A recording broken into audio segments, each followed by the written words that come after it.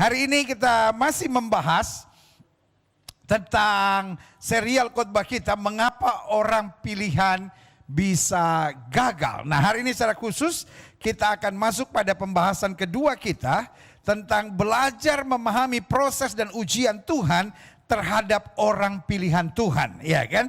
Jadi orang-orang pilihan Tuhan bukan berarti tidak ada masalah. Orang-orang pilihan Tuhan bukan berarti hidupnya tanpa persoalan.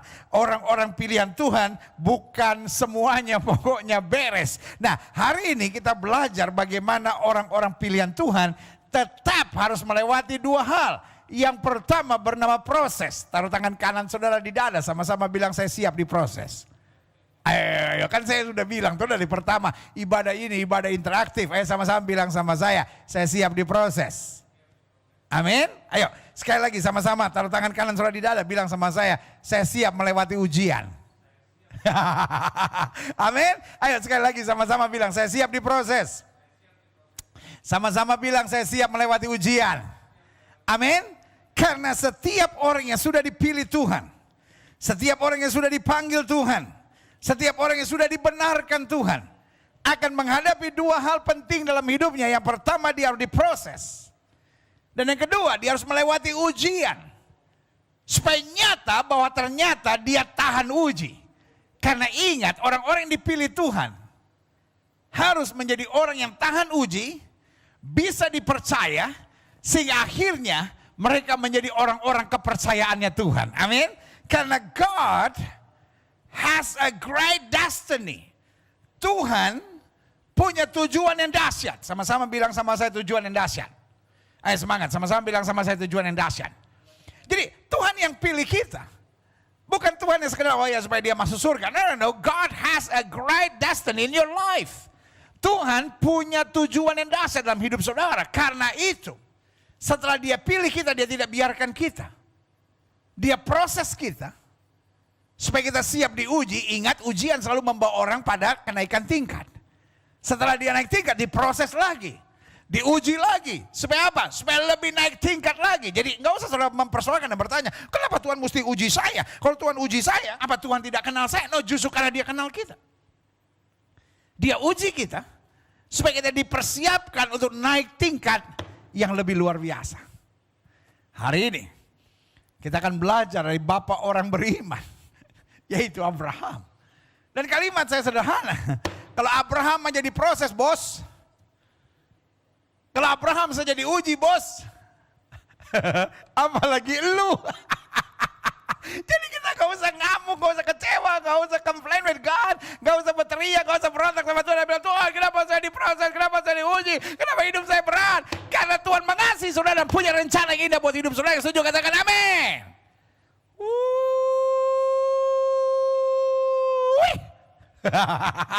Amin, haleluya. Ini kita mau belajar hari ini. Buka Alkitab kita sama-sama.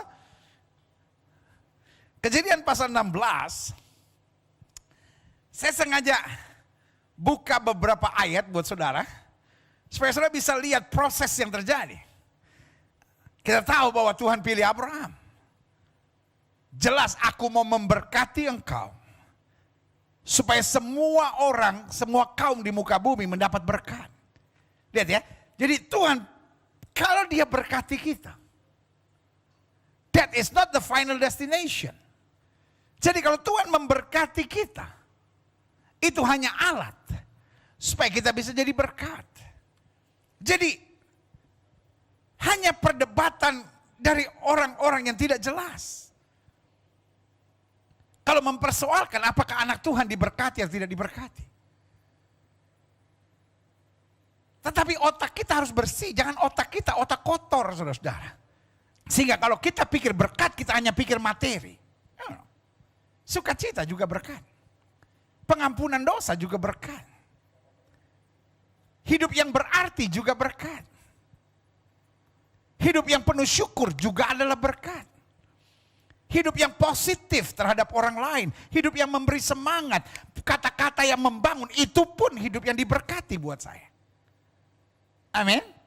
Jadi Tuhan memanggil Abraham. Jelas untuk memberkati supaya olehnya semua kaum di muka bumi mendapat berkat. Tapi setelah panggilan pertamanya, ada tugas tanggung jawab yang harus Abraham buat. Meninggalkan sanak saudaranya, pergi ke negeri yang Tuhan tunjukkan.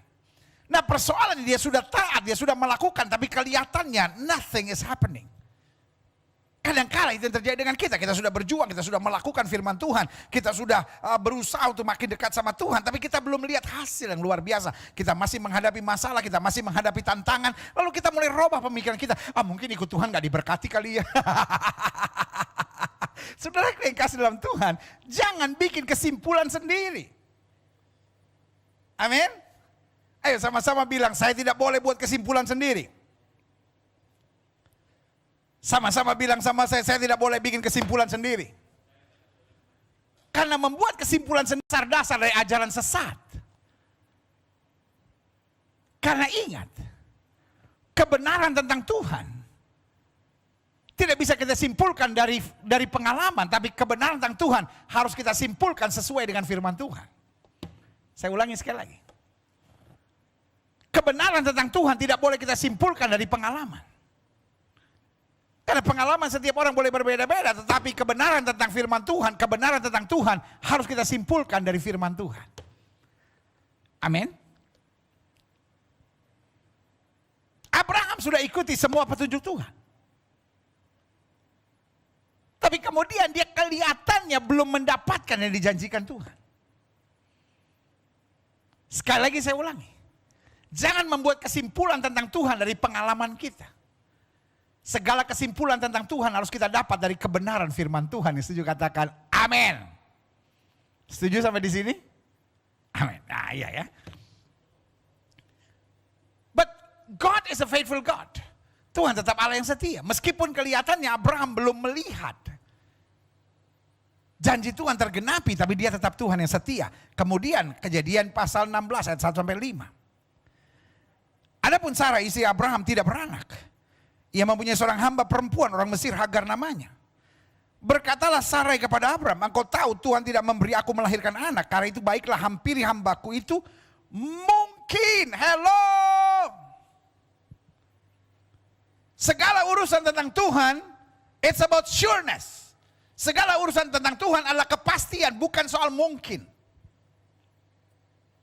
Kalau kita udah bikin kesimpulan dari pengalaman kita sendiri, akhirnya we try to help God. Kita coba menolong Tuhan, ini persoalannya. What is the problem of Sarah? Apa persoalan Sarah? Sarah is try to helping God. Dia coba buat kesimpulan dari pengalamannya sendiri. Ya gimana ya, Tuhan sih janji akan berkati kita akan punya anak. Tetapi buktinya sampai sekarang kok belum terjadi. Folks, kadangkala orang melanggar firman Tuhan bukan karena jahat, tapi karena tertipu oleh setan. Kenapa orang ikut ajaran-ajaran sesat? Bukan karena mau meninggalkan Yesus, tetapi karena tertipu oleh setan. Dengan orang-orang yang kemudian mengambil kesimpulan tentang Tuhan dari pengalaman, bukan dari kebenaran firman Tuhan. Lalu kemudian hanya mencomot-comot ayat untuk kepuasannya dirinya sendiri. Saya sengaja bicara lambat-lambat, supaya saudara grab the message of God. Supaya saudara bisa terima pesan Tuhan ini. And what is the message of God? Abraham dan Sarah tetap cinta Tuhan. Tetapi mereka buat wrong summary. Mereka mengambil kesimpulan yang salah tentang Tuhan. Karena dia mulai menyimpulkan Tuhan dari pengalaman, bukan dari kebenaran akan firman Tuhan. Jelas sampai di sini? Kita lihat. Adapun istri Sarah Abraham itu tidak beranak. Ia mempunyai seorang hamba perempuan, orang Mesir, Hagar namanya. Berkatalah Sarah kepada Abraham, engkau tahu Tuhan tidak memberi aku melahirkan anak. Kesimpulannya udah keliru di sini. Tuhan tidak memberi aku melahirkan anak. Wrong summary. Membuat kita akan mengambil wrong decision. Kan yang benar, Tuhan belum. Aha. Kelihatan hampir sama, but this is two different things. Kalau engkau belum sembuh, bukan berarti engkau tidak sembuh. Kalau doamu belum dijawab, bukan berarti doamu tidak dijawab. Adik-adik muda, jangan kau cepat putus asa dan berkata, oh Tuhan tidak menolong saya, oh Tuhan tidak membela saya, oh Tuhan tidak memberkati saya. No, mungkin belum. Wrong summary leads you to wrong decision. Iblis senang membuat kita menyimpulkan hal-hal yang salah dan keliru. Suami saya dasar pelit. Mungkin dia belum punya mercy. Mungkin dia belum suami yang berkemurahan, tetapi bukan berarti tidak. Doa orang benar besar kuasanya. Don't put negative label in your life. Jangan selalu bilang, oh rumah tangga saya nggak bahagia. Mungkin belum ada mujizat. Tetapi percayalah yang terbaik sedang Tuhan sediakan bagimu. Jangan pakai istilah tidak dalam iman. Karena dalam iman tidak ada kata tidak. Yang ada hanya kata belum. Karena kita percaya. In His time, He makes all things beautiful. Waktu Tuhan pasti yang terbaik. Walau kadang tak mudah dimengerti. Lewati cobaan, ku tetap percaya waktu Tuhan pasti yang terbaik. Amin. Iya. Oleh karena kemurahan Tuhan, ku ada sampai hari ini. Oleh karena kebaikan Tuhan, janjimu terjadi bagiku. Amin. Makanya jangan sebentar-bentar, oh tidak. Kesimpulan yang salah akan menuntun kita pada keputusan-keputusan yang bodoh. Firman Tuhan itu ya dan amin. Kita lihat selanjutnya. Berkatalah Sarai kepada Abraham, engkau tahu Tuhan tidak memberi aku melahirkan anak. Karena itu. Lihat kan? Dia mulai ada kesimpulan yang salah. Akhirnya dia mulai punya ide-ide bodoh. Dia mulai ambil langkah-langkah bodoh. Dia bilang apa? Karena itu baiklah hampiri hambaku. Hello. Ini perzinahan. Tetapi kadang-kala tindakan keliru kita anggap benar. Kenapa kita punya kesimpulan yang salah? Rumah tangga saya nggak mungkin bisa dipertahankan. Mungkin memang ini kehendak Tuhan untuk kami bercerai. Istri saya memang kepala batu.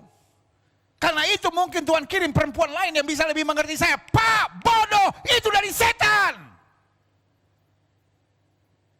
Folks. Saya tahu mungkin sebagian saudara nggak suka saya karena saya akan bicara kebenaran. At any case, I love you all.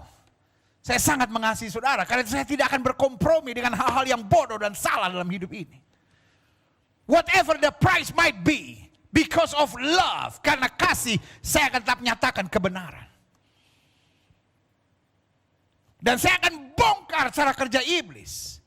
Iblis mulai taruh dalam pikiran kita kesimpulan-kesimpulan yang keliru. Sederhana. Iblis taruh dalam pikiran kita bukan belum tapi tidak. Saya ulangi sekali lagi. Berkatalah Sarai kepada Abraham, engkau tahu bahwa Tuhan tidak memberi aku melahirkan anak. Tadi saya bilang apa? Banyak orang melanggar firman Tuhan, banyak orang meninggalkan Tuhan bukan karena tidak cinta Tuhan tapi karena tertipu. Lihat. Saya tadi bilang apa? Sarah dan Abraham masih tetap cinta Tuhan. Buktinya dia bilang, kau tahu Tuhan tidak memberi aku melahirkan anak. Kesannya dia tidak mengeluh, kesannya dia tidak bersungut-sungut, kesannya dia masih ingat Tuhan. Tapi itu cara kerja iblis, licik. Dan kita tertipu. tertipu seringkali. Jangan bodoh.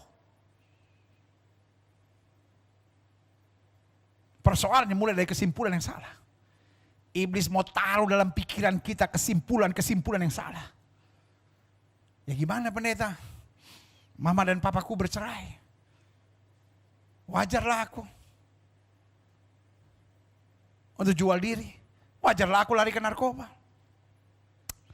Ya habis gimana pendeta? Aku dilahirkannya mungkin memang begini. Aku laki-laki, tertarik pada laki-laki. Aku perempuan, aku tertarik pada perempuan. Jangan bodoh, itu kesimpulan dari setan. Karena ada jalan Tuhan yang berkata, mari kamu yang letih lesu dan berbeban berat, I will give you rest. Artinya apa? Homoseks, lesbian, engkau dicintai oleh Tuhan. Tapi Tuhan tidak akan biarkan kau tetap hancur dengan tindakan dan sikapmu seperti itu. Kalau engkau mau berbalik pada Tuhan, engkau mau datang pada Yesus, Yesus sanggup merubah hidupmu dan mengembalikan kau dalam citra yang sebenarnya. Jangan bilang sama saya, tapi saya ingat Tuhan. Abraham dan Sarah juga ingat Tuhan. Tapi dia tertipu oleh setan. Karena kesimpulan-kesimpulan yang keliru itu. Berkata salah kepada Abraham, sengaja ya saya bicara lambat-lambat supaya saudara bisa ikuti pemahaman ini. Karena ini very serious. Ini bagaimana cara kerja iblis menipu manusia, menyeret manusia. Padahal dia orang takut akan Tuhan, padahal dia orang baik, padahal dia orang benar, padahal dia orang yang mengasihi Tuhan. Ya, gimana ya pendeta? Habis istri saya orangnya acuh banget sih pendeta. Jadi wajar lah kalau saya mencari perhatian dengan wanita lain. Ah itu kan. Habis suami saya kasar bener sih pendeta. Saya sih tahu nggak boleh cerai dan saya juga nggak akan bercerai. Tetapi ya namanya orang tertekan ya pendeta. Jadi perlu ada hiburan, makanya ya saya ada teman lama lah pendeta cuma curhat-curhat. Kita nggak buat apa-apa kok pendeta, cuma curhat-curhat, raba-raba dikit, pencet-pencet dikit, darah Yesus. Bertobat saudara. Jahat di hadapan Tuhan. Iblis mulai taruh wrong summary. Kesimpulan yang salah. Kesimpulan yang salah akan membuat kita membenarkan tindakan-tindakan kita. Kita lihat selanjutnya. Engkau tahu, masih di ayat yang kedua. Engkau tahu, Tuhan tidak memberi aku melahirkan anak. Karena itu baiklah hampiri hambaku itu. Mungkin oleh dialah. Alkitab berkata, segala kebimbangan bukan berasal dari Tuhan. Lihat ya, setelah wrong decision, mulai kemudian wrong solution, ya kan? Dan mulai hidup dalam apa? Keraguan-raguan. Mungkin, nah ya kan akhirnya pembenaran diri dong, ya kan? Mungkin oleh dia aku dapat memperoleh seorang anak. Dan bodohnya Abraham mendengarkan perkataan Sarai. Sorry untuk bilang ini. Iblis bisa pakai siapa saja untuk menggoncangkan orang-orang benar. Buat saya disinilah kelebihan Ayub.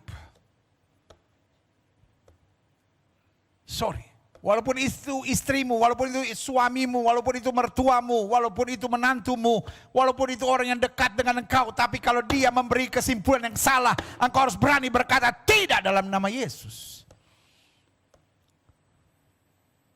Jatuhnya Adam juga sama. Karena Hawa memakan buah lalu diberikan kepada Adam dan Adam memakannya.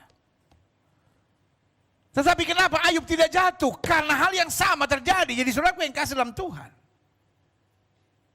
Di akhir zaman iblis bisa pakai orang dekat. Istrimu kah, suamimu kah, orang-orang dekat dengan engkau kah untuk dirasuk setan-setan untuk akhirnya menjatuhkan engkau. Sebagai hamba Allah saya hanya mau ingatkan, berdiri tegak, lawan iblis maka iblis akan lari daripadamu. Hati-hati dengan orang-orang dekat yang sudah dikuasai oleh roh-roh jahat. Mengambil kesimpulan-kesimpulan keliru. Lalu membenarkan diri dan mengarahkan kita untuk tertipu oleh kebodohan yang sama. Ayub tidak goyah. Istrinya menatap Ayub dan berkata, Masihkah kau bertekun pada Allahmu? Kutuki Allah dan matilah. Ayub bilang, kau berkata seperti perempuan tak berakal sehat. Apakah kita hanya mau menerima yang baik dari Allah dan tidak mau menerima selebihnya? Itu yang saya beri nama kesimpulan hebat. Dia tidak mau tertipu dengan kesimpulan-kesimpulan bodoh dari istrinya.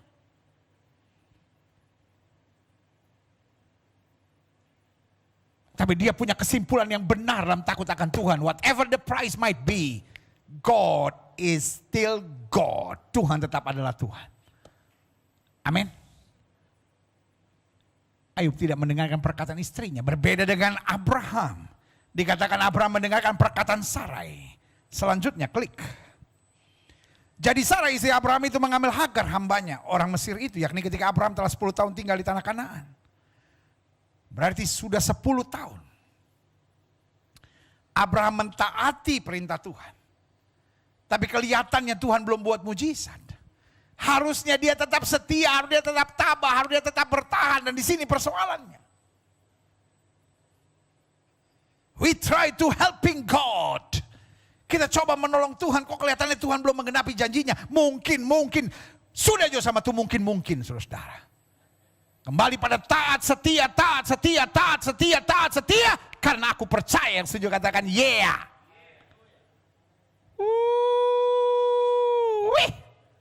Amin. Jadi Sarah istri Abraham itu mengambil Hagar hambanya, orang Mesir itu. Yakni ketika Abraham telah 10 tahun tinggal di tanah Kanaan itu. Jadi sudah 10 tahun Abraham taat setia. Ingat.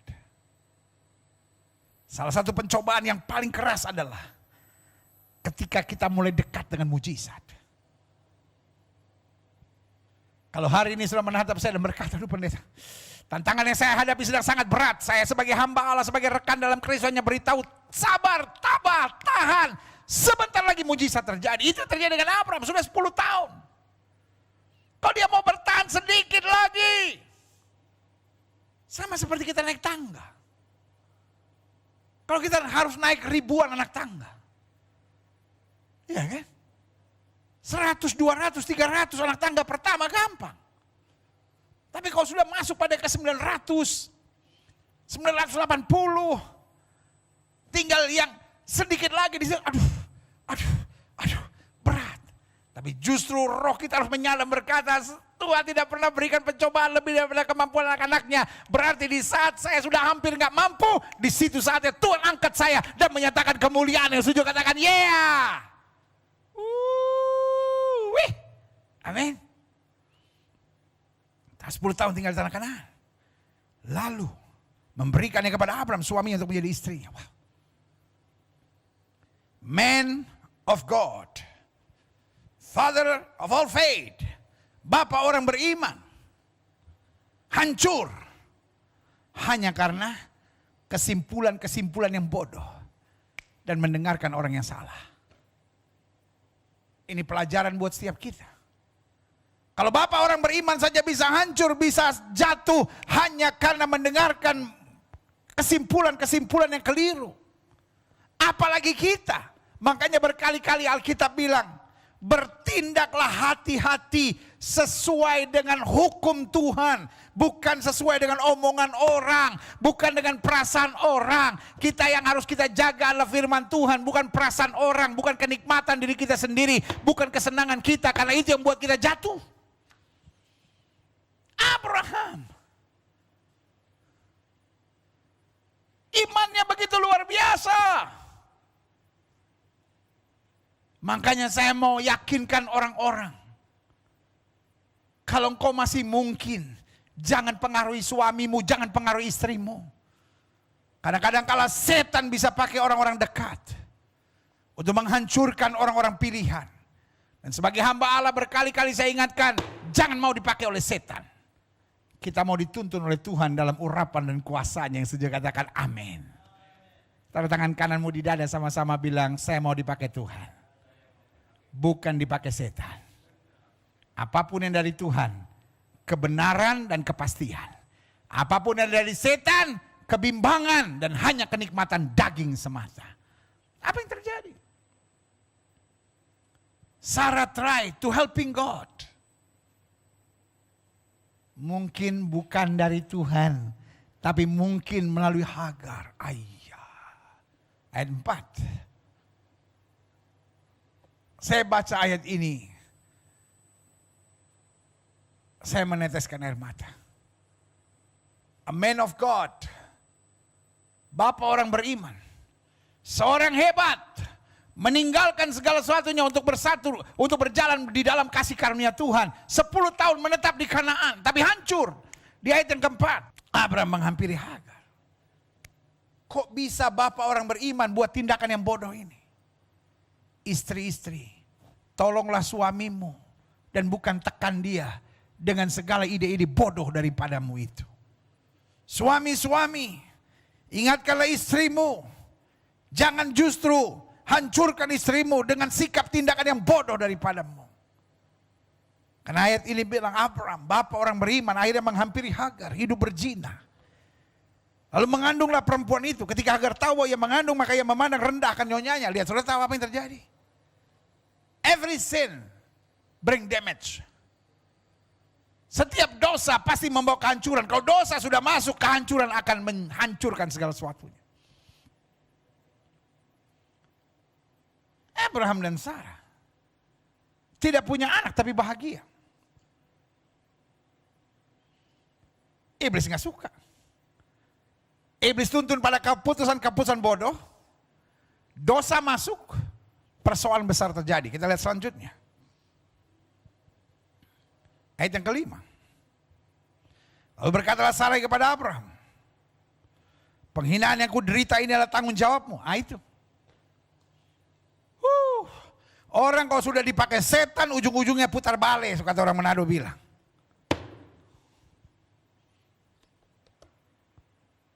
Harusnya Sarah sadar, Pak, aku berdosa. Pak, sorry. Aku menuntunmu pada tindakan dosa, sorry, ampuni aku, minta Tuhan memulihkan. Tapi orang kalau sudah dirasuk setan pasti putar balik. Orang kalau sudah dirasuk setan gak mau akui dia salah, justru dia serang semua orang, dan bukan pertobatan yang terjadi. Apa yang terjadi? Lalu berkatalah Sarai kepada Abraham, penghinaan yang kuderita ini adalah tanggung jawabmu. Waduh. Akulah yang memberikan hambaku itu ke pangkuanmu. Tapi baru saja ia tahu bahwa ia mengandung, ia memandang rendahkan aku. Tuhan kiranya menjadi hakim antara aku dan engkau. Lihat, saudaraku. Dia salahin Abraham. Sama seperti Adam dan Hawa saling menyalahkan satu sama lainnya. Ketika dalam rumah tangga suami sudah nyalahkan istri, istri sudah nyalahkan suami, mertua sudah salahkan menantu, menantu sudah salahkan mertua, setan sudah terlibat di dalamnya. Kalau Tuhan yang terlibat, maka yang ada masing-masing menyadari. Ingat, anak bungsu yang bertobat bilang apa? Aku telah berdosa. Aku telah berdosa. Tapi apa yang terjadi dengan Sarah dan Abraham? Sarah memang bilang, ya aku yang menyerahkan, tapi biarlah Tuhan yang menjadi hakim. Bukan Tuhan yang menjadi hakim, engkau yang harus bertobat. Harusnya Sarah yang bertobat dan minta ampun. Dan ini yang saya mau bilang. Jangan main-main dengan dosa. Dosa itu kelihatannya awalnya menyenangkan. Tapi ujung-ujungnya menyiksa dan menghancurkan. Kita lihat selanjutnya, klik. Kejadian 17 ayat 1 sampai 9. Jadi kita ambil kesimpulan ya. Abraham dan Sarah sudah gagal. They are off the way of God. Mereka lari dari jalan Tuhan. Tapi ketika Abraham berumur 99 tahun, maka Tuhan menampakkan diri kepada Abraham dan berfirman kepadanya, akulah Allah yang Maha Kuasa, hiduplah di hadapanku dengan tidak bercela. God is a faithful God. Abraham boleh saja tidak setia, but God still God. Dia tetap Allah yang setia. Aku Allah yang Maha Kuasa. Hiduplah di hadapanku dengan tidak bercela, artinya kamu pernah boleh salah. Tapi berbaliklah. Tinggalkan hal-hal yang jahat yang kamu buat itu. Aku akan mengadakan perjanjian antara aku dan engkau, dan aku akan membuat engkau sangat banyak. Lihat. Plan of God is still. Rancangan Tuhan tetap meskipun manusianya gagal. Karena apa? Karena Tuhan tidak pernah gagal. Kita lihat selanjutnya, klik ayat 3. Lalu sujudlah Abraham dan Allah berfirman kepadanya, dari pihakku. Inilah perjanjianku dengan engkau akan menjadi bapa sejumlah besar bangsa.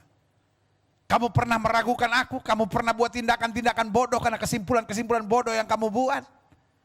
Tetapi I am God, the Almighty One. Aku yang maha kuasa. Yang kau pikir tidak mungkin bagiku, tidak ada perkara yang mustahil. Yang setuju katakan yeah. Otak kita kadang-kadang tertipu setan. Tapi biarlah roh kita menaklukkan pikiran dan berjalan dalam iman, kata Alkitab. Haleluya. Dari pihakku inilah perjanjianku dengan engkau akan menjadi bapa sejumlah besar bangsa. Klik. Kali itu namamu bukan lagi Abram, melainkan Abraham.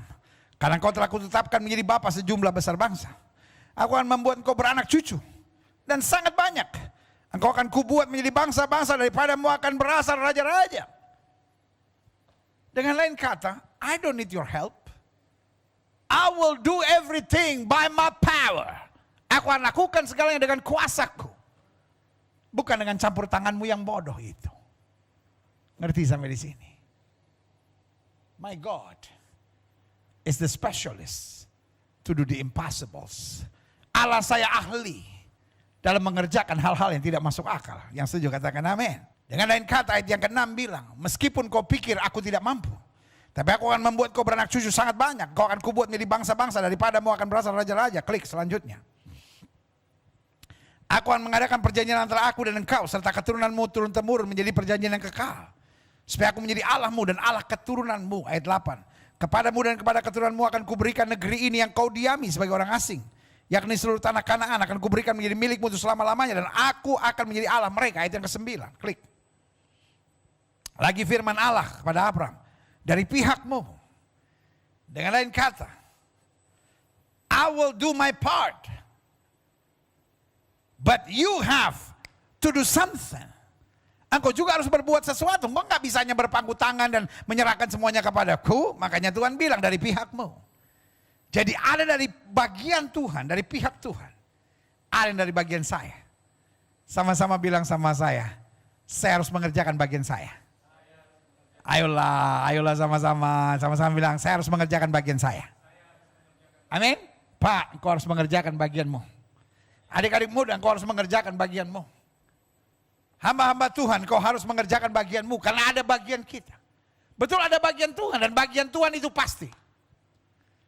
Allah gak mungkin lalai menepati janjinya. Kata Alkitab dia bukan manusia, tapi seringkali yang menjadi persoalan kita yang lalai menepati bagian kita.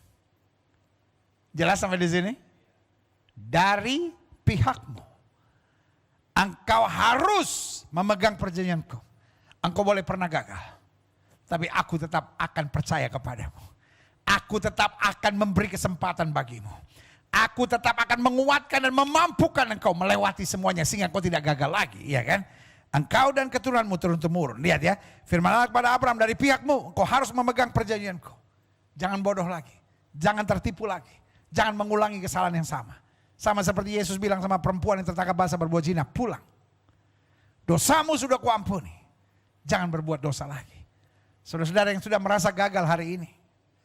Saudara-saudara yang merasa tinggalkan Tuhan. Saudara-saudara yang merasa jauh dari Tuhan. Saudara-saudara yang merasa sudah kotor hidup saudara. Kalimat saya hari ini sederhana. Dosamu sudah diampuni.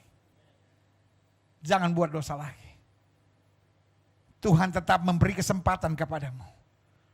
Tapi engkaunya harus bangkit. Bersandar pada Tuhan.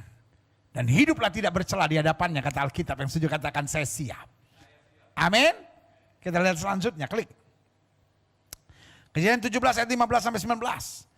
Selanjutnya Allah berfirman kepada Abraham tentang istrimu Sarai, jangan engkau menyebut dia lagi Sarai, tapi Sarah itulah namanya. Aku akan memberkatinya.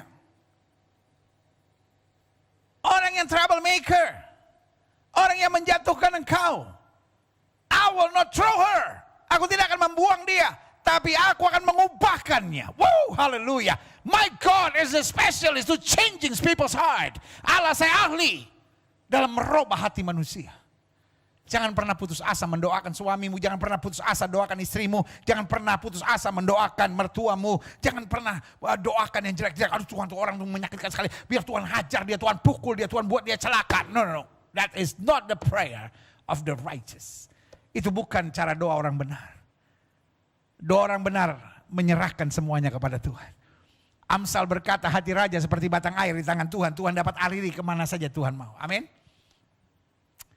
God is the specialist to changing people's heart. Tuhan ahli dalam merubah hati manusia, merubah karakter manusia, merubah kelakuan manusia. Jangan berhenti berdoa. Jangan pernah mengutuki siapapun. Tapi ucapkan berkat. Buat orang-orang yang menjatuhkan saudara, yang tusuk saudara dari belakang, yang fitnah saudara, yang nyebarkan berita-berita hoax tentang saudara. Berkati mereka dan jangan mengutuk, kata Alkitab. Amin. Lihat selanjutnya. Aku akan memberkatinya. Dan daripadanya juga aku akan memberikan kepadamu seorang anak laki-laki. Dia tadinya gak percaya, dia tadinya bimbang. Aku akan pakai dia. Bahkan aku akan memberkatinya sehingga ia menjadi ibu bangsa-bangsa. Raja-raja bangsa-bangsa akan lahir daripadanya. Klik selanjutnya. Lalu tertunduklah Abraham dan tertawa serta berkata dalam hatinya. Mungkinkah bagi seorang yang berumur 100 tahun dilahirkan seorang anak, dan mungkinkah Sarah yang telah berumur 90 tahun itu melahirkan seorang anak?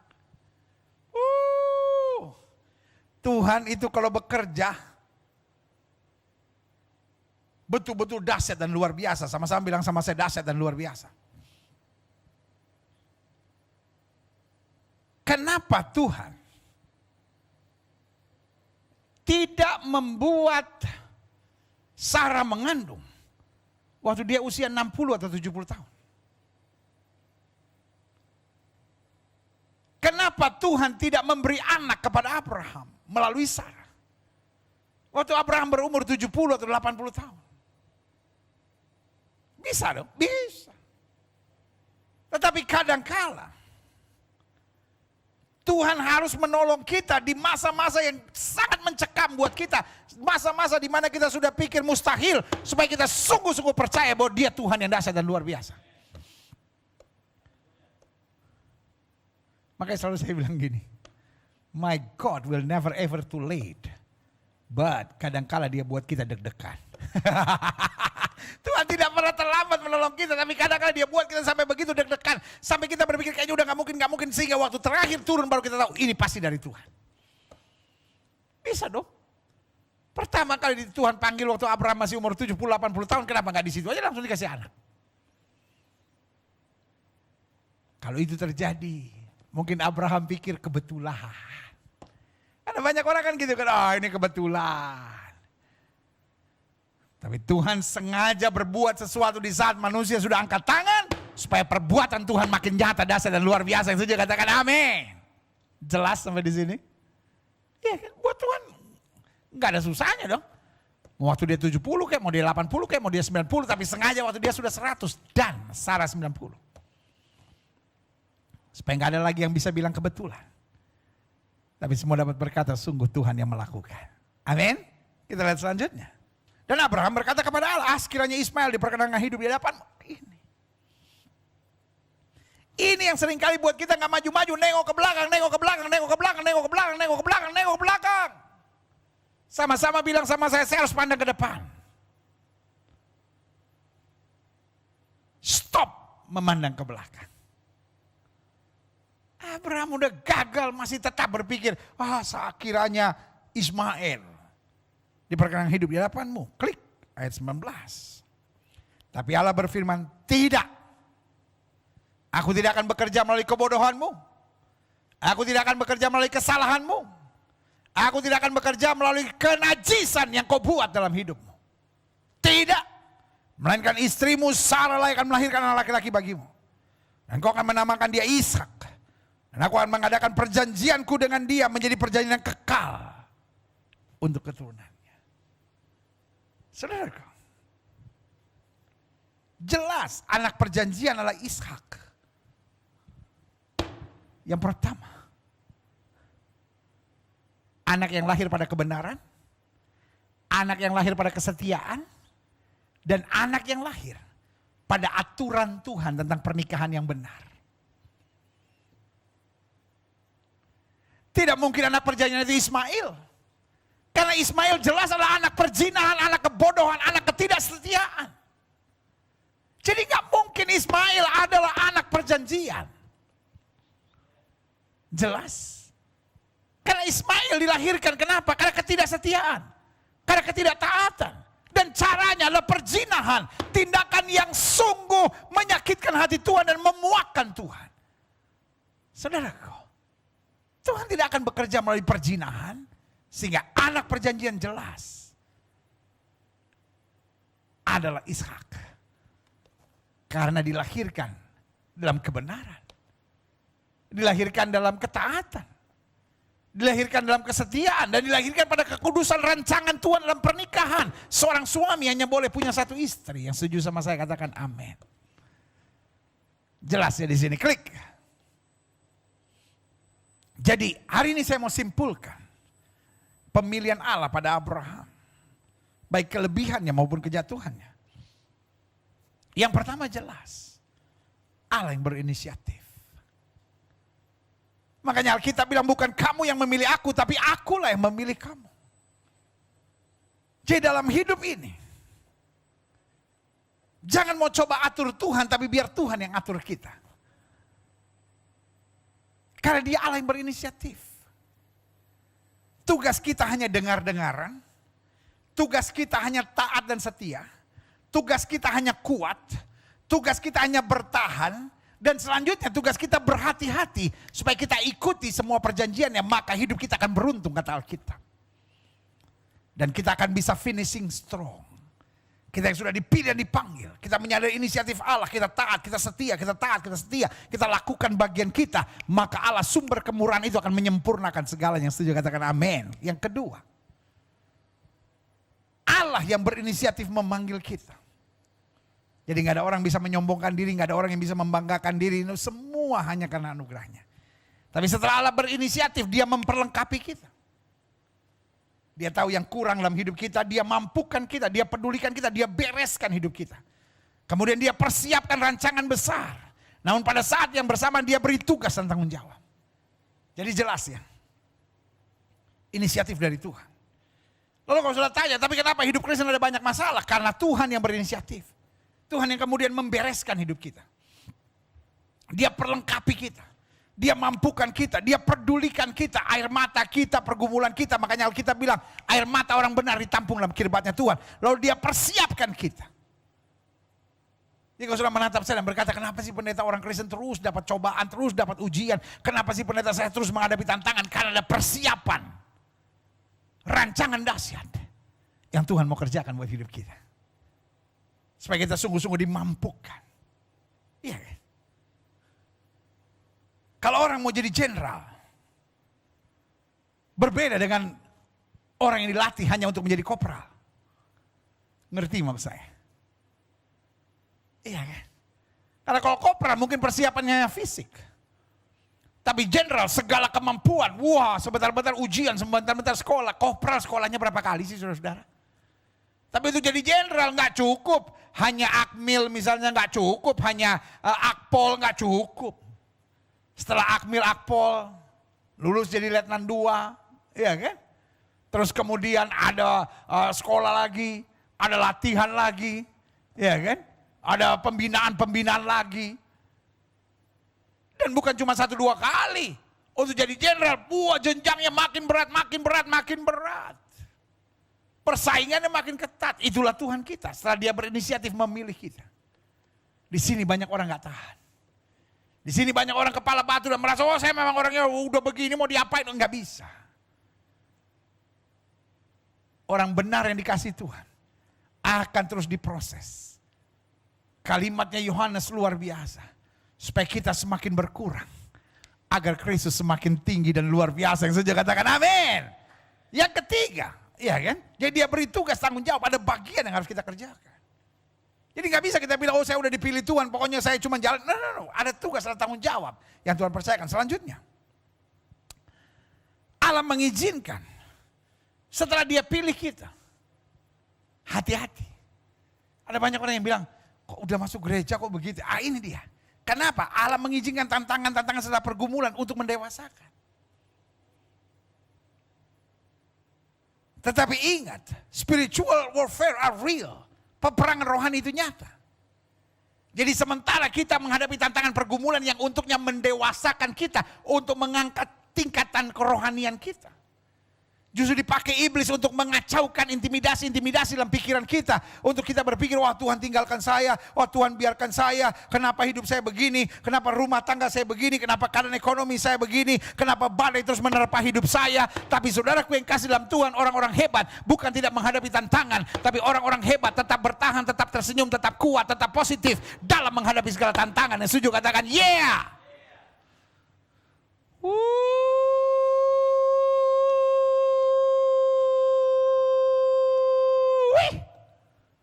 Amin.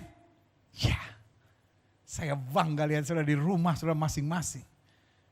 Sudah beberapa bulan, hampir 1 tahun. Bulan depan, Corona semua 1 tahun. Kita diam-diam aja belakang nggak tahu. Jangan sampai dirayakan, nanti panjang umur dia. Oh Tuhan, iya kan? Sekarang rame lah, ada vaksin.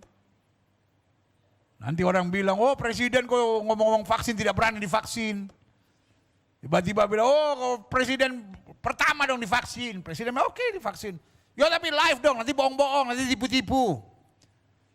Oke. Jangan-jangan cuma diisi vitamin. Live, ditunjukin semua. Masih Sebagai hamba Allah yang memegang Alkitab dan mengetahui kebenaran firman Tuhan, saya berani pastikan buat setiap jemaat yang oleh Tuhan percayakan saya gembalakan, vaksin COVID bukan kegerakan antikris. Vaksin COVID tidak ada hubungannya dengan 666. Apapun yang sudah dengar selama ini itu hanyalah tipu muslihat iblis yang memakai roh kegaduhan untuk memecahkan tubuh Kristus dan membuat orang-orang Kristen akhirnya jadi batu sandungan. Dan akhirnya mendatangkan persoalan tersendiri bagi kita. Saudaraku yang kasih dalam Tuhan, dalam kebenaran firman Tuhan, saya mencintai saudara. Saya tidak mungkin akan menjerumuskan saudara. Tapi saya harus jujur kasih tahu. Terlalu banyak hoax-hoax yang mau menghancurkan iman Kristen. Mengatasnamakan kekristenan lalu menolak vaksin. Dengan dasar-dasar yang sama sekali tidak jelas. Dan berkata, oh ini vaksin ada tanda 666. Oh vaksin ini akan taruh chip. Come on, vaksin itu cairan. Bagaimana bisa taruh chip? Dan setelah kita bongkar soal ini, ada lagi yang bilang, oh bukan soal di vaksinnya, tetapi di sininya. Saudaraku yang kasih dalam Tuhan, itu cara kerja iblis. Iblis senang menciptakan kegaduhan. Dan dalam nama Yesus, saya ingatkan, mari kita orang Kristen jadi anak-anak Tuhan yang menjadi berkat dimanapun Tuhan tempatkan. Lalu saudara menatap saya dan berkata, jadi semua orang harus divaksin. Dari otoritas resmi kesehatan. Ada langkah-langkah orang-orang yang tidak boleh menerima vaksin. Itu jelas saudara. Jadi jangan tertipu. Lalu ada yang bilang, ya tapi setelah divaksin ada orang yang kemudian pingsan. Ada orang yang kemudian mati. Betul. Kenapa? Karena aturan-aturan tersebut dilanggar, saudara. Makanya hari ini, sudah hampir 2 juta orang di Israel divaksin. Dan Israel melebihi bangsa-bangsa manapun. Dalam iman mungkin kita katakan seperti janji Tuhan kepada Abraham, kamu akan memimpin. Itu dalam iman. Tetapi secara fakta, semua penduduk Israel, mau orang Yahudi, mau orang Arab, semua punya data kesehatan.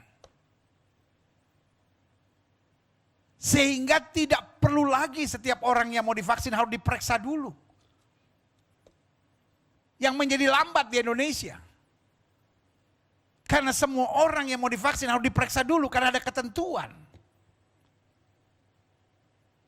Siapa yang tidak boleh menerima vaksin? Misalnya orang yang pernah kena COVID nggak boleh menerima vaksin. Semua obat apa saja. Obat flu kah, obat mah kah, obat vitamin C kah, pasti ada kontraindikasi, itu normal. Jadi jangan bodoh-bodoh lalu kemudian menyebarkan, oh ini begini. Loh, memang kontraindikasi normal. Wajar. Tapi sampai sebegitu bodohnya ada yang menyebarkan, oh nanti DNA kita berubah. Oh DNA dari Tuhan, gak ada yang bisa rubah, bodoh. DNA dari Tuhan, siapa yang bisa rubah? Gak mungkin. Dan hasil penyelidikan manapun sudah membuktikan bahwa vaksin tidak bisa merubah DNA seseorang. Itu hanya hoax bohong dari orang-orang yang kerasukan setan yang menyebarkan berita-berita jahat, saudara. Lalu ada yang bilang hati-hati, nanti kalau menerima vaksin jadi zombie. Aduh, makanya jangan jadi bodoh, jangan jadi murahan begitu. Kenapa sih kebanyakan nonton zombie jadi begitu? Masa orang divaksin bisa jadi zombie? Bahwa presiden sudah divaksin, tetap jadi presiden, saudara tidak jadi zombie. Iya kan? Jadi saudaraku yang kasih dalam Tuhan, jangan tertipu. Saya bahkan dapat berita dari kawan-kawan saya di Papua. Ada hamba-hamba Tuhan yang khusus bilang, ada upaya penghancuran dari pemerintah terhadap ras Papua. Sehingga di Papua diserahkan begitu banyak vaksin untuk menghancurkan generasi dalam nama Yesus. Saya orang Manado, tapi saya cinta orang Papua. Sampai hari ini, di rumah saya, di belakang rumah saya, ada Honai. Hampir setiap pagi saya makan pagi di situ. Dan saya berdoa di situ. Untuk Indonesia. Untuk agama-agama. Dan secara khusus untuk orang-orang Papua. Jadi saudaraku yang kasih dalam Tuhan. Saya tidak akan membiarkan bangsa Indonesia merusak tanah Papua. Karena buat saya tanah Papua, tanah Injil, tanah berkat, tanah damai, tanah sukacita. Tapi buat saya, siapapun hamba Tuhan yang mengatakan itu, engkau adalah seorang jahat, hatimu busuk. Engkau menyebarkan berita-berita bahaya yang mengacaukan dan mendatangkan kekacauan besar di bangsa ini. Sebagai hamba Allah, saya hanya mau ingatkan, jangan tertipu. Kenapa? Karena orang benar yang dipilih dan dipanggil Tuhan, dipersiapkan Tuhan untuk jadi berkat, bukan jadi alat kekacauan. Tetapi di akhir zaman akan ada banyak permainan-permainan palsu. Tetapi ada janji Tuhan yang bilang, umat yang mengenal Allahnya akan tetap kuat dan bertindak. Yang setuju katakan amin. Makanya Allah mengizinkan tantangan-tantangan serta pergumulan untuk mendewasakan kita. Bukan untuk menjadikan kita penyebar hoax. Bukan untuk menjadikan kita orang-orang yang kacau. Bukan menjadikan kita justru menjadi batu sandungan. Tapi justru menjadikan kita alat dalam kasih karunia Tuhan yang sempurna. Yang setuju katakan yeah. Selanjutnya, kesimpulan pemilihan Allah pada Abraham. Satu, Allah yang berinisiatif. Dua, Allah memperlengkapi, memampukan, mempedulikan, mempersiapkan rancangan besar. Namun pada saat yang bersamaan memberi tugas dan tanggung jawab. Supaya kita semakin kuat. Yang ketiga, Allah mengizinkan tantangan-tantangan serta pergumulan untuk mendewasakan kita. Dan yang keempat, Allah tetap berkemurahan bagi yang gagal. Saya mengasihi setiap saudara yang mungkin sedang berjuang karena kegagalan saudara. Dan berkata, Tuhan sudah meninggalkan saya. Nope. He's still a loving father. Dia tetap Bapa yang begitu mengasihi saudara. Orang-orang yang gagal, ini saatnya kau berlutut di hadapan Tuhan. Ini saatnya kau menangis di hadapan Tuhan dan berkata, Tuhan aku bisa gagal tapi rancanganmu padaku tidak pernah gagal. Abraham gagal, Sarah gagal, tapi rancangan Tuhan pada Abraham dan Sarah tetap dahsyat dan luar biasa. Yang setuju sama saya katakan amin. Taruh tangan kananmu di dada, sama-sama bilang rancangan Allah dalam hidupku tetap dahsyat dan luar biasa. Amin. Yeah. Selanjutnya saya pelajari, klik. Adapun kesimpulan kegagalan Abraham, mengapa Abraham sampai gagal? Supaya kita bisa belajar. Sebagai orang-orang pilihan, sebagai orang yang sudah diselamatkan, sebagai orang yang dikasihi Tuhan, bagaimana supaya kita tidak gagal? Yang pertama, ketidaksiapan tabah setia pada saat menanti. 10 tahun dia sudah melakukan kebenaran firman Tuhan, meninggalkan daerahnya Ur Kasdim, menuju ke negeri Kanaan. Dia tinggalkan semuanya, tapi kelihatannya janji Tuhan belum tergenapi. Waktu Tuhan, itu yang terbaik. We never know. Kita nggak pernah tahu why miracle is not happen yet. Tapi hari ini saya mau bilang, belum bukan berarti tidak. Kalau kita belum melihat mujizat bukan berarti tidak. Sama-sama bilang sama saya, belum bukan berarti tidak. Amin. Tapi iblis mau mengintimidasi. Mengintimidasi Sarah, mengintimidasi Abraham, mengintimidasi saya, mengintimidasi saudara. Supaya apa? Supaya kita membuat kesimpulan yang salah. Kita mulai membenarkan diri. Dan kemudian kita mengambil tindakan-tindakan bodoh dalam kehidupan kita. Ini dia kuncinya. Sama-sama bilang sabar menanti. Sama-sama bilang sama saya dengan tabah hati. Waduh, haleluya. Iya kan? Ini sama seperti yang suka ditulis di truk-truk, di belakang truk. Kalau kita keluar kota. Ya, sabar menanti. Dengan tabah hati. Tapi saya pikir-pikir ada benernya. Adik-adik muda yang belum dapat pasangan teman hidup. Jangan coba putus asa. Lebih baik nunggunya agak lama tapi dapatnya dahsyat. Daripada buru-buru lalu salah pilih. Iya kan, gak apa-apa. Lebih baik jomblonya lama, tapi sekali dapat yang dahsyat dan berkenan kepada Tuhan. Yang sudah katakan, yeah. Iya kan. Adik-adik muda kadang-kala pengen buru-buru. Aduh kenapa ya pendeta saya belum dapat pasangan teman hidup. Aduh pendeta gimana ya pendeta saya belum dapat pasangan teman hidup. Aduh gimana ya pendeta. Aduh gimana teman-teman udah pada nikah semua. Ngapain buru-buru.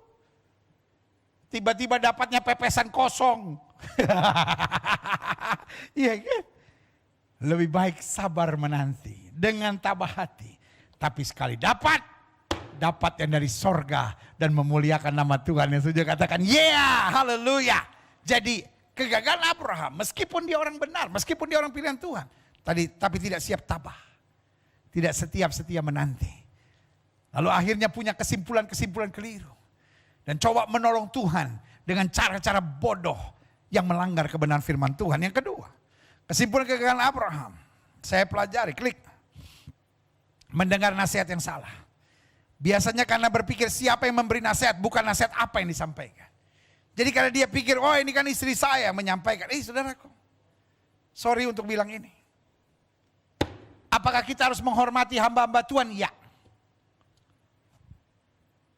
Apakah semua nasihat hamba-hamba Tuhan harus kita ikuti? Tidak. Karena Alkitab bilang uji segala sesuatu dan pegang yang baik.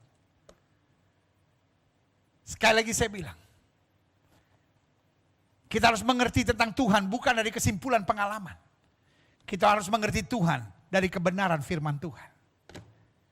Jadi bahaya sama orang yang memberi nasihat. Yang hanya didasari pada kesimpulan pengalaman. Bukan dari kebenaran firman Tuhan. Dan lebih bahaya lagi kesimpulan pengalaman, lalu comot-comot ayat Alkitab seenaknya. Ini bahaya. Dan banyak orang tertipu di sana.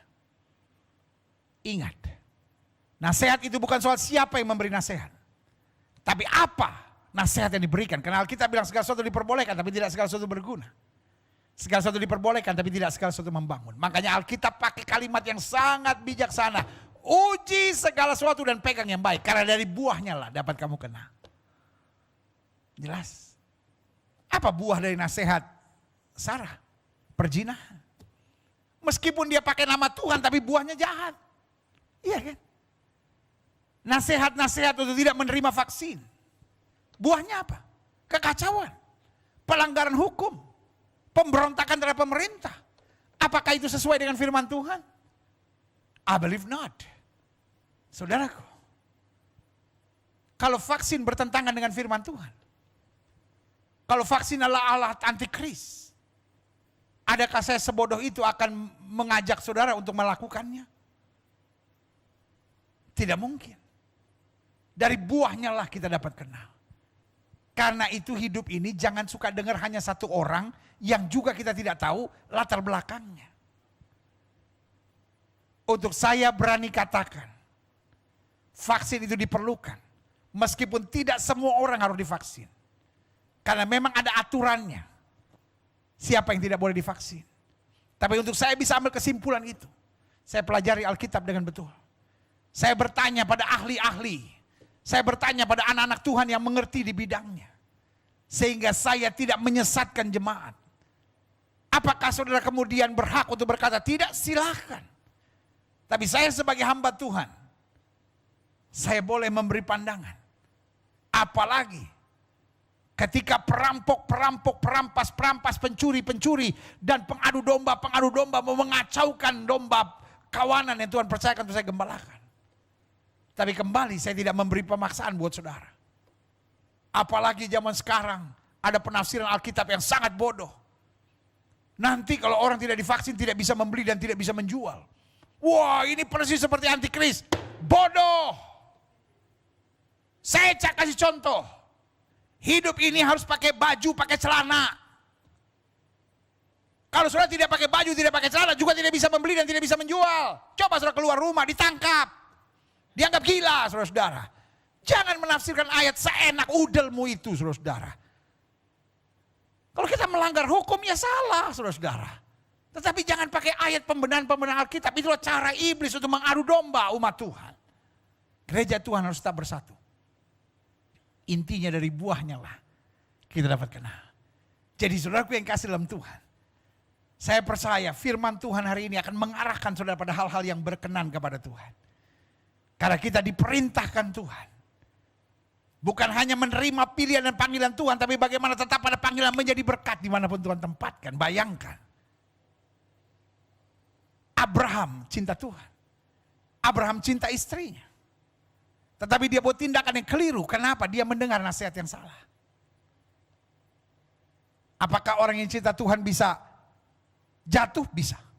Kalau dia ambil keputusan yang salah. Dari apa? Dari mendengar nasihat yang salah. Dan kadangkala bukan karena kita nggak setia. Tapi karena kita melihat siapa yang memberi nasihat. Bukan pada apa nasihatnya. Makanya uji segala sesuatu. Dan dari buahnya lah kita dapat mengenal. Yang ketiga. Kesimpulan kegagalan Abraham, tidak mempertimbangkan nasihat secara akal sehat. Tuhan kasih iman, tapi Tuhan juga kasih akal. Artinya setiap keputusan yang harus kita mau ambil, kita pertimbangkan dulu. Kita doakan dulu, kita uji dulu, kita lihat dulu. Apakah sungguh ini berkenan kepada Tuhan. Selanjutnya, kesimpulan kegagalan Abraham, kita sadar bahwa gagal itu harganya mahal. Rumah tangga yang tadinya manis, pergi sama-sama dari Ur Kasdim. Menetap bersama 10 tahun di Kanaan. Tidak punya anak. Semua beres. Tapi waktu mulai dosa masuk. Kancuran terjadi. Kerusakan terjadi. Sampai hari ini. Akibat kegagalan Abraham. Kita masih harus memikul persoalannya. Kenapa gereja dibakar? Nah itu. Karena Abraham kawin lagi, saudara-saudara. Makanya Alkitab bilang dari keturunan Ismail akan lahir keturunan yang kelakuannya seperti keledai liar. Yang menyerang, menghancurkan dan terus mengakibatkan pertempuran. Itulah nubuatan tentang teroris dalam Alkitab. Jadi apakah Alkitab menubuatkan tentang teroris? Yes. Seorang anak yang kelakuannya seperti keledai liar. Bodoh, tidak mau belajar. Tapi nekat, nyerang, menghancurkan, mengacaukan. Tapi dalam nama Yesus, buat kita yang percaya, kegagalan bukan akhir. Kita balik pada Tuhan, kita menerima rahmat kemurahan yang sempurna. Yang setuju katakan amin. Haleluya. Yang terakhir, klik. Saya pelajari. Berarti pelajaran buat kita dalam kehidupan ini, ada 4 hal yang saya mau sampaikan. 1, sadarilah Tuhan panggil kita. Sama-sama bilang, Tuhan sudah panggil saya. Kalau Tuhan sudah panggil kita, jangan aneh-aneh, jangan macem-macem, jangan hidup semau kita. Tuhan yang panggil kita, biarkan Tuhan yang arahkan kita. Pujian tadi begitu indah. Aku tidak mau melangkah kalau Tuhan tidak beserta aku. Makanya lagu selanjutnya bilang, Yesus pegang erat tanganku, ku tak mau hidup di luar kasih-Mu. Bapa, jangan tinggalkan aku. Ku tak Nah itu dia. Yesus pegang erat tanganku. Ku tak dapat hidup di luar kasih-Mu. Bapa, jangan tinggalkan aku. Amin. Amin. Haleluya. Jadi ingat, sadari Tuhan panggil kita. Yang kedua, selalu perbaiki diri. Sehingga kita bisa mengalami kemaksimalan panggilan Tuhan dalam hidup kita. Perbaiki hidup kita. Ya kan? Karena Tuhan yang panggil kita adalah Tuhan yang mengerti bahwa kita tidak sempurna. Tapi Dia membereskan kita, mengarahkan kita, dengan sabar menuntun kita. Tapi persoalannya, maukah kita perbaiki diri? Mulut kita yang kasar, kelakuan kita yang mau menang sendiri, pikiran-pikiran negatif yang mau menguasai kita, boleh gak kita buang? Ada banyak orang di dalam Tuhan tapi terus pikiran negatif, mulutnya sembarangan, Kerjaannya nyari kesalahan orang, kekurangan orang, kerjaannya mengkritik, menyerang orang gitu. Jadi tindakan sifatnya negatif. Lalu dia bingung, kenapa ya saya iring Tuhan tapi musuh saya banyak? Kenapa saya iring Tuhan tapi hidup saya tertekan? Karena ada hal-hal yang belum kita perbaiki dalam hidup kita. Yang ketiga, pelajaran buat kita dalam kehidupan. Klik. Seberat apapun jalani panggilan Tuhan dengan tabah hati dan setia. It's all about timing of God. Seberat apapun. Ingat, Tuhan tidak pernah berikan pencobaan lebih daripada kemampuan anak-anaknya. Yang penting kita tabah, kita setia. Karena tepat di waktu Tuhan. Tuhan mengubahkan kutuk menjadi berkat buat hidup kita. Yang setuju katakan amin. Yang keempat, yang terakhir, saya undang pemain musik maju ke depan. Pelajaran buat kita dalam kehidupan, ingat, iblis tetap ada. Dia coba mengintimidasi kita. Dia coba menggoyahkan panggilan kita. Dia mau membuat kita ragu. Dia membuat kita mengambil kesimpulan-kesimpulan negatif dalam hidup kita. Dan kalau tanda-tanda itu sedang kau alami hari ini. Engkau sedang berpikir, betul gak ya Tuhan itu baik buat saya? Betul gak ya pernikahan ini sebetulnya Tuhan kehendaki? Betul gak ya ada mujizat dalam hidup saya? Apalagi kalau kesimpulan-kesimpulan sudah jahat. Tuhan tidak akan menolong saya. Tuhan tidak akan memulihkan saya. Saya memang seorang homoseks. Saya seorang laki yang tertarik pada laki, memang udah begini mau diapain. Saya seorang wanita yang tertarik sama wanita. Saya memang ada ikatan perjinahan dalam hidup saya, mau diapain. Saya mungkin gak bisa lepas dari rokok. Saya gak bisa lepas dari onani. Saya gak bisa lepas dari minum mabuk. Saya gak bisa lepas dari judi. Saya gak bisa lepas dari prostitut. Saya gak bisa lepas dari perselingkuhan. Saya memang istri piaraan dalam nama Yesus. Itu dari setan.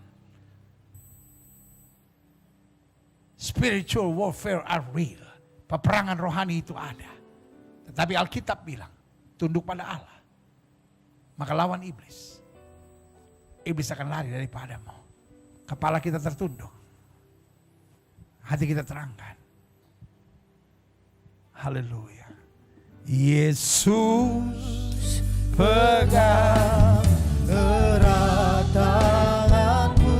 Amin. Ku tak dapat hidup di luar kasih-Mu. Bapa, jangan tinggalkan aku. Amin. Engkau alasan selamaku. Sama-sama katakan Yesus. Yesus Panggil namanya. pegang Di rumah kita masing-masing. Panggil namanya. Katakan ku tak dapat hidup di luar kasih-Mu. di luar kasih. Katakan Bapa, jangan tinggalkan aku. Tinggalkan aku. Engkau alasan selamaku hidup. Musik main dengan sangat lembut. Biarkan Roh Kudus berbicara buat masing-masing kita. Hari ini adalah hari yang baik. Hari ini kita diingatkan Tuhan bahwa Allah berinisiatif memilih dan memanggilmu. Dan Allah yang berinisiatif itu menguatkan engkau, memampukan engkau dan menjadikan engkau sanggup melewati segala sesuatunya. Ingat, ada rancangan besar Allah yang disediakan bagimu. Jika itu doamu, taruh tangan kananmu di dada. Atau mungkin kau berkata, saya khawatir ada intimidasi iblis dalam pikiranku. Sehingga aku selalu berpikir tidak bisa, tidak mungkin, tidak mampu, tidak sanggup. Dalam nama Yesus, Tuhan menjadi kekuatan bagi jalanmu. Jika itu doamu, taruh tangan kananmu di dada. Mungkin kau orang yang gagal. Kegagalan gak boleh menjadi akhir dari segalanya. Iblis akan mengikat dan membelenggumu waktu engkau gagal. Tetapi ingat, kasih karunia Tuhan memilih dan memanggil engkau, mengangkat engkau dan menjadikan engkau baru. Jika itu doamu, taruh tangan kananmu di dada. Kami di gereja, saudara di rumah masing-masing. Tapi saya percaya dalam Kristus tidak ada jarak yang memisahkan kita. Dia Allah Yehova. Dia Allah Yehova Shammah. Dia Allah Immanuel yang menyertai kita, yang hadir di tengah-tengah kita. Biarkan dia memeluk kita, menguatkan kita, menjamah kita dan memulihkan kita. Jika itu doamu hari ini, taruh tangan kananmu di dada. Biarkan hatimu terangkat dan lawatan Tuhan berlaku bagimu. Bapa, dalam nama Yesus. Lihat setiap mereka yang taruh tangan kanan di dada, di rumah mereka masing-masing. Mereka menyadari bahwa Allah telah memilih mereka. Mampukan kami untuk tetap bertahan, mampukan kami untuk tetap kuat, mampukan kami untuk tabah dan setia. Kalau seorang bapa orang beriman yang bernama Abraham bisa goyah, apatah lagi kami. Karena itu kami harus tabah, harus setia, harus memandang Tuhan, dan harus sabar menanti waktu Tuhan. Karena kami tahu yang terbaik Tuhan sudah sediakan. Kami mau jadi berkat. Karena itu kami harus hati-hati dalam mendengar nasihat. Kami harus hati-hati dalam mengambil kesimpulan. Karena kesimpulan-kesimpulan yang kami ambil akan menentukan langkah-langkah yang kami buat. Kami tidak mau membenarkan diri kami sendiri dengan sebuah perbuatan-perbuatan keliru yang kami kerjakan. Tapi biarlah kalau ada kesalahan pemikiran dalam hidup kami, kami bertobat, kami berbalik, kami merendahkan diri, merendahkan hati di depan Tuhan. Untuk kembali ke jalan Tuhan yang berkenan kepada Tuhan. Ampuni, ampuni, ampuni kami. Dan Tuhan juga lihat kami yang mungkin tertipu oleh iblis, kami tolak, kami lepaskan dalam nama Yesus. Kami kembali ke jalan Tuhan. Kami yang sudah gagal, kami mau bangkit dan menyadari Tuhan berkemurahan untuk memberi kepercayaan baru dalam kehidupan kami. Terima kasih Tuhan. Terima kasih saudaraku. Dia tetap Tuhan yang baik. Dia tetap Tuhan yang berkemurahan. Dia tetap Tuhan yang punya rencana yang dahsyat buat hidup kita. Jika itu doamu, saatnya kau bangkit dan berkata, aku percaya Tuhan menyertai hidupku. Terima kasih Bapa, terima kasih. Rahmatmu, kemurahanmu sungguh sempurna dalam hidup kami. Terima kasih Bapa. Hamba mengasihi jemaatmu satu persatu. Apa yang Tuhan taruh di hati hamba sudah hamba sampaikan bagi umatmu. Hamba doa firman termeterai. Apa saja yang mereka kerjakan dibuat Tuhan berhasil. Mereka tidak turun tapi naik, tidak menjadi ekor tapi menjadi kepala. Hari-hari yang penuh rahmat boleh menjadi kehidupan mereka. Terima kasih Bapa. Hamba juga doa buat yang sakit. Setiap saudara yang sakit, letakkan tangan kananmu di bagian tubuh yang sakit. Dengan iman kita percaya. Oleh bilur-bilur Kristus kita yang percaya disembuhkan. Bapa, janjimu ya dan amin. Firmanmu berkata orang percaya tepuk tangan buat yang sakit dan yang sakit akan disembuhkan. Dengan iman kami praktekkan firman Tuhan ini. Kami letakkan tangan kanan kami di bagian tubuh kami yang sakit. Kami tolak sakit penyakit, kami tolak kelemahan tubuh, kami tolak campuran kegelapan, kami patahkan kuasa di dalam nama Yesus. Hai setan sakit penyakit, kau tidak punya kuasa atas tubuh orang percaya. Karena tubuh kami telah dibeli harga mati darah Yesus. Oleh darah tercurah tubuh kami lebih Roh Kudus bukan tempat penyakit. Kami perintahkan keluar dalam nama Yesus, keluar dalam nama Yesus. Kuasa kesembuhan, berkat, mujizat mulai terjadi. Segala virus, segala bakteri, segala kuman, segala infeksi, segala serangan setan kami tolak, kami patahkan dalam nama Yesus. Kuasa kesembuhan mengalir, kuasa kesembuhan mengalir, kuasa kesembuhan mengalir. Karena Yesus kami tidak berubah dulu, kemarin, hari ini sampai selama-lamanya. Dengan iman kami nyatakan oleh bilur-bilur Kristus kami yang percaya sudah dijamah dan disembuhkan Tuhan dengan kuasa yang luar biasa. Terima kasih Bapa. Terima kasih Bapa. Terima kasih Bapa. Setiap saudara yang sudah doakan untuk kesembuhan, tanamkan dalam rohmu kesembuh oleh bilur Yesus. Jangan bimbang. Karena kita berkata sesuai dengan imanmu jadi padamu. Dan kayu salib Yesus berkata sudah selesai. Semua harga dosa, harga penyakit, harga penderitaan sudah diselesaikan Yesus di atas kayu salib. Tinggal kita imani, kita tahu baginya tidak ada perkara yang mustahil.